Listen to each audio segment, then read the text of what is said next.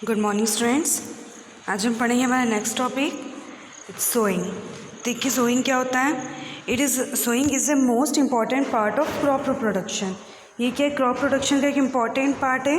ठीक है, before sowing good quality seeds are selected. Sowing के लिए सबसे पहले हमें क्या करना चाहिए, गुड क्वालिटी की सीड्स को सिलेक्ट करना चाहिए। ठीक है, अगर अच्छी क्वालिटी की सीड्स नहीं होगी तो जो हमारी क्रॉप प्रोडक्शन होगी वो क्या होगी, अच्छी नहीं होगी। ठीक है, इसीलिए जो फार्मर्स होते हैं वो क्या करते हैं, अच्छी क्वालिटी की जो सीड्स होती है उसको प्रिफर करते हैं, किसके लिए, क्रॉप प्रोडक्शन के लिए। अब देखिए सिलेक्शन ऑफ सीड्स में क्या बोला है। One day I saw my mother put some gram seeds in a vessel.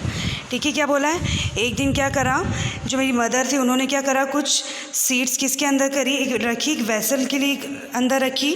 ठीक है, और उसके अंदर क्या डाल दिया, कुछ वाटर डाल दिया। ठीक है, आफ्टर फ्यू मिनट्स क्या देखा उन्होंने, थोड़ी देर के बाद जो सीड्स थी वो क्या होने लग गई, और पूरे टॉप के ऊपर फ्लोट होने लग गई, तैरने लग गई। I wonder why some seeds float on water. तब हमारे दिमाग में क्या क्वेश्चन आया कि जो सीड्स है वो पानी के ऊपर की तरफ क्यों तैरने लग गई। तो देखिए, are this seeds which float on water would those be lighter और heavier than those which sink. तो हमने क्या देखा कि कुछ सीड्स कैसी होती है, लाइटर होती है, और कुछ क्या होती है, हैवी होती है। तो देखा है, फिर क्या बोला है, what would be lighter seeds क्या होती है, डैमेज सीड्स बिकम हॉलो। जो सीड्स डैमेज हो जाती है, ठीक है, ख़राब हो जाती है, वो कैसी हो जाती है, खोखली हो जाती है। ठीक है, एंड दस lighter therefore they float on water. इसलिए वो क्या हो जाती है, हॉलो हो जाती है, अंदर से खाली हो जाती है, तो बाहर से क्या दिखती है, हमको लाइट दिखती है, इसीलिए वो क्या होती है, वाटर के अंदर ऊपर फ्लो करती है। अब देखिए, this is a good method for separating good and healthy seeds from damaged one. इसलिए हमें क्या करना चाहिए, ऐसे सीड्स को यूज़ करना चाहिए जो क्या हो, डैमेज ना हो। ठीक है, और क्या हो, हेल्दी सीड्स हो। अब देखिए ट्रेडिशनल टूल से आप क्या समझते हैं, जो मोस्टली पहले के टाइम पे यूज़ होता था। देखिए क्या होता था, बैल या फिर गाय के थ्रू क्या करते थे, ये जो फार्मर्स होते हैं हमारे, वो क्या करते थे, खेती करते थे, क्रॉप प्रोडक्शन करते थे, है ना। सीड्स को खेतों में लगाने के लिए हमारी बहुत ही पुरानी मेथड है। तो इसमें क्या होता है, जो टूल्स यूज़ होता है किसके लिए, सीड्स को बोने के लिए, वो कैसे शेप का होता है, फनल की शेप का होता है।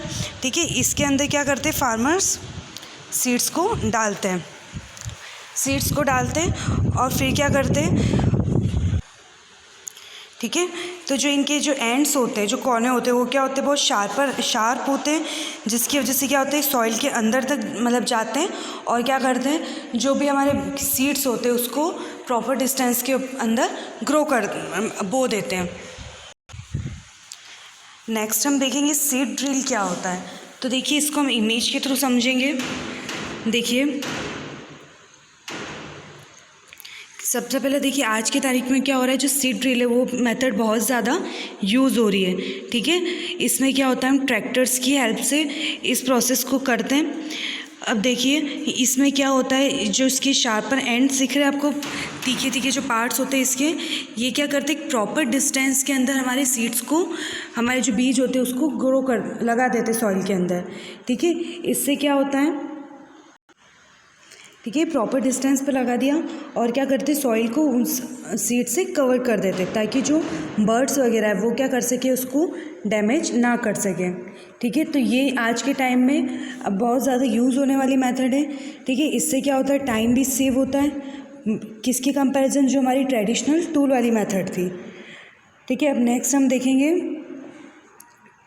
एडिंग मैन्योर एंड फर्टिलाइज़र्स और मैन्योर क्यों हम ऐड करते हैं, फर्टिलाइज़र्स और मैन्योर होते क्या है। तो देखिए, the substance which are added to the soil in the form of nutrients. ऐसी सब्सटेंस जो सॉइल के अंदर हम ग्रो कर रहे हैं, ठीक है, लगा रहे हैं, किसके फॉर्म में, न्यूट्रिएंट्स के फॉर्म में, ताकि क्या हो, जो हमारी जो प्लांट है वो क्या हो, हेल्दी ग्रो हो। ठीक है, इसी को हम क्या बोलते हैं, इसीलिए हम क्या ऐड करते हैं उसके अंदर, मैन्योर एंड फर्टिलाइज़र्स। अब देखिए अब देखिए क्या बोला है, सॉइल क्या करती है, मिनरल न्यूट्रिएंट सप्लाई करती है किसको, क्रॉप्स को, ताकि क्या हो वो प्रॉपर ग्रो हो सके। देखिए है ना, फिर क्या बोला है, this nutrients are essential for the growth of plant. हम जानते हैं अगर प्लांट जिस तरह से ह्यूमन बींग को न्यूट्रिएंट्स नहीं मिलते तो उनकी बॉडी ग्रो नहीं होती, ठीक है, वैसे ही जो प्लांट्स है अगर उनको भी प्रॉपर न्यूट्रिएंट्स नहीं मिलेंगे, ठीक है, तो वो भी क्या होंगे, अच्छे से ग्रो नहीं हो पाएंगे, ठीक है। अब क्या बोला है कि जो कंटिन्यूस हम क्रॉप ग्रो करते हैं किसके अंदर, सेम सॉइल के अंदर, तो वो सॉइल क्या हो जाती है, पुअर हो जाती है। क्यों? क्योंकि उसके अंदर न्यूट्रिएंट्स की कमी हो जाती है। इसीलिए जो फार्मर्स होते हैं वो क्या करते हैं, सॉइल के अंदर मैन्योर को ऐड कर देते हैं ताकि क्या हो, उसको वापस से न्यूट्रिएंट्स मिल सके, ठीक है। इस प्रोसेस को हम क्या बोलते हैं, मैन्यूरिंग, ठीक है। इस प्रोसेस के थ्रू हमारे जो प्लांट्स है, जो हमारे क्रॉप्स है, उनको क्या मिल जाता है, जो सॉइल है उसको क्या मिल जाता है, मैन्योर मिल जाता है। उससे क्या होता है, हमारी जो खेती है, जो हमारे क्रॉप प्रोडक्शन हम कर रहे हैं वो अच्छे से होता है। नेक्स्ट देखिए क्या बोला है, मैन्योर क्या है, एक ऑर्गेनिक सब्सटेंस है, ठीक है, जो हमको कहाँ से ऑब्टेंड होता है, decomposition of plants and animal waste. जब हम प्लांट्स और एनिमल वेस्ट को क्या करते हैं, डिकम्पोज करते हैं, तब हमको क्या मिलता है, मैन्योर मिलता है, ठीक है। अब फार्मर्स क्या करते हैं, प्लांट्स और एनिमल वेस्ट को क्या करते हैं, pits and open places and allow to decompose, इनको एक ओपन प्लेसेस में डाल देते हैं ताकि ये क्या होने लग जाए, डिकम्पोज होने लग जाए, ठीक है। अब ये डिकम्पोजिशन की जो प्रोसेस होती है किसके द्वारा होती है, माइक्रो ऑर्गेनिजम्स के द्वारा, ठीक है स्टूडेंट्स। अब देखिए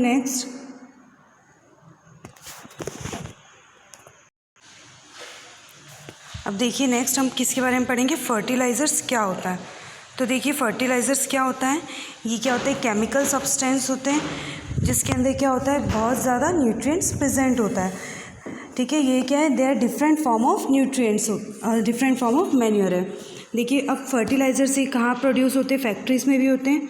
अब इसकी कुछ एग्जांपल्स बताएं। एग्जांपल्स देखिए क्या क्या है, urea, ammonium sulphate, phosphate, potash, NPK, nitrogen, ये सब क्या है, इसके कुछ एग्जांपल्स। ये सारे फर्टिलाइज़र्स कहाँ प्रोड्यूस होते हैं, फैक्ट्रीज़ में, ठीक है।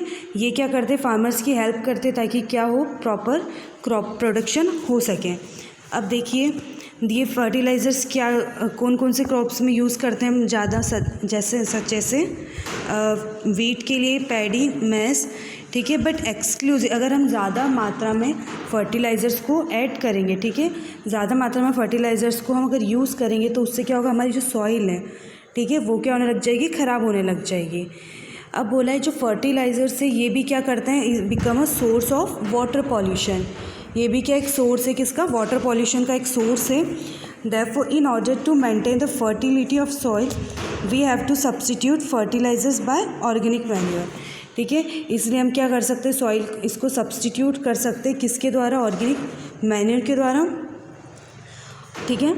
अब देखिए अब क्या बोला है कि अगर हम मैन्योर का यूज़ करते हैं, ठीक है, तो ये क्या करता है, सॉइल का जो टेक्सचर है उसको क्या करता है, इम्प्रूव करता है, ठीक है, as well as water retaining capacity, और वाटर की रिटेनिंग कैपेसिटी को भी क्या करता है, इम्प्रूव करता है। It replenish the soil with all the nutrients. अब देखिए नेक्स्ट क्या बोला इन्होंने, another method of replenishing the soil with nutrients is through crop rotation। Another method क्या इसकी, replenishing the soil of nutrients through crop rotation के through हम इस मेथड का, अनदर मेथड का यूज़ करते हैं। This can be done by growing different crops alternately. इस मेथड में हम क्या करते हैं, अलग डिफरेंट क्रॉप्स को अल्टरनेटली यूज़ करते हैं।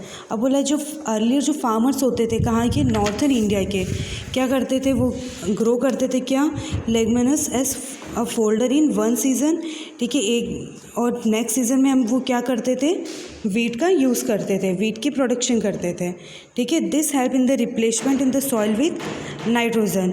ये हेल्प करता था किसके रिप्लेसमेंट में, किसकी, सॉइल से नाइट्रोजन के साथ। अब देखिए farmers are being encourage to adopt this practice. Farmers को क्या करा जाता है, इनकरेज करा जाता है कि वो इस तरीके से रिप्लेनिशिंग करें, ठीक है। In a previous class you have learned about rhizobium bacteria. आपने क्या पढ़ा है, जो आपकी प्रीवियस क्लास है उसके बारे में पढ़ा है, किसके बारे में, उसमें राइजोबियम बैक्टीरिया के बारे में, जो कहाँ प्रेजेंट होता है, nodules of the root of leguminous plant, इसके अंदर ये प्रेजेंट होता है। ये क्या करता है, एटमॉस्फेरिक नाइट्रोजन को उसमें फिक्स करता है। तो स्टूडेंट्स आपको ये पढ़ना है।